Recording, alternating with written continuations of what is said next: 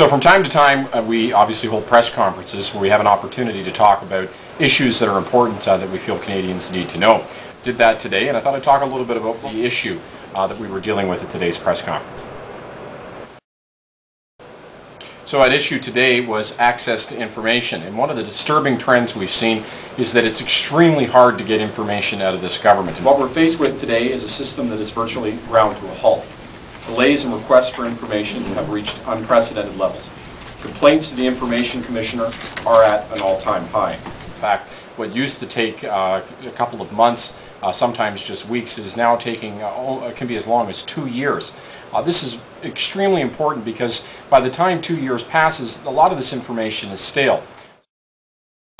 The Office of the Information Commissioner reports that complaints filed under Access to Information Act have doubled in the past year. And no wonder. The average processing times have gone from 30 to 60-day periods, as I mentioned previously, to 150 to 250-day periods. We of Liberals have submitted more than 200 requests since May of 2007.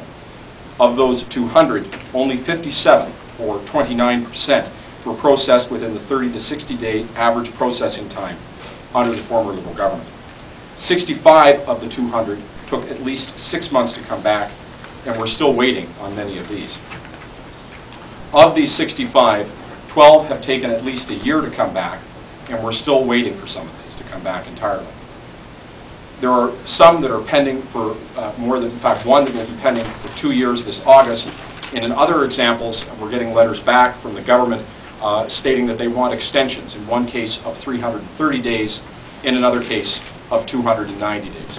So it begs the question, why would we care? Well, if both opposition MPs and ordinary citizens and journalists can't get access to information, they don't have the tools or ability to question the government and what it's doing and to hold them to account for their actions. And one of the things we've seen with this government is a real divide between what they say they're doing on the one hand and what they're actually doing on the other. And without the ability to probe and go after information and access it through access to information, then we're really left in the dark. And this really, I think, today came all about as well because of the killing of the CARES database, which was a database that showed all of the freedom of information requests that are out there and allowed people to look at what was coming up, what information was available. It was a great research tool for journalists and others to be able to understand what the government's really up to.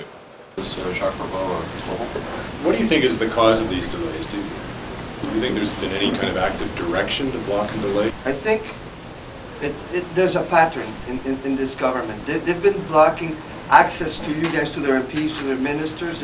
They block access to information. There's a pattern. I describe very regularly Stephen Harper as a small dictator. Le petit dictateur du Canada. That's the way, to my opinion, that's the way he acts. And I think, to go back to the point I made in the opening statement, 9 out of the 10 times when we put the question of why this is taking so long, we're told it's because of PCO consultations. So it's hard to believe that it isn't deliberate. There's no explanation that has been provided that is remotely reasonable as to why we're not getting this information in a timely way, which leaves one to only one conclusion, which is they don't want us to get the answers in a timely way. So that's it for now.